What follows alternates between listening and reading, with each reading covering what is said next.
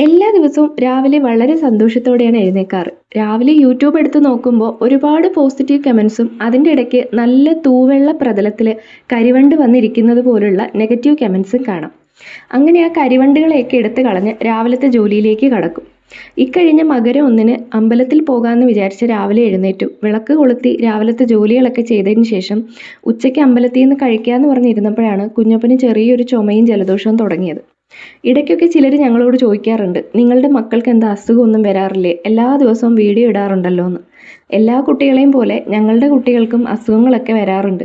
ഞങ്ങളുടെ കുടുംബത്തിൽ പ്രശ്നങ്ങളും ഉണ്ടാവാറുണ്ട്. ചിലപ്പോൾ തോന്നും എല്ലാ സോഷ്യൽ മീഡിയയിലും ഈ നെഗറ്റീവ് പറയുന്ന ആളുകളെല്ലാം കൂടി നാട് കടത്തി കഴിഞ്ഞാൽ ഈ നാട് നന്നാവുമെന്ന്. അതെന്തേലും ആവട്ടെ. അങ്ങനെ കുഞ്ഞപ്പനെയും കൊണ്ട് ഹോസ്പിറ്റലിൽ പോയി ഒരു നെബുലൈസേഷൻ ഒക്കെ കൊടുത്തതിന് ശേഷം തിരിച്ച് ഞങ്ങളുടെ നൈബറായ സുശീലാമ്മയുടെ വീട്ടിൽ വന്നു. പൊന്നനെ അവിടെ നിർത്തിയിട്ടാണ് പോയത്. അങ്ങനെ അവിടെ ഇരുന്ന് കുറച്ചു നേരം കുശലമൊക്കെ പറഞ്ഞതിന് ശേഷം ഞങ്ങൾ വീട്ടിലോട്ട് പോയി.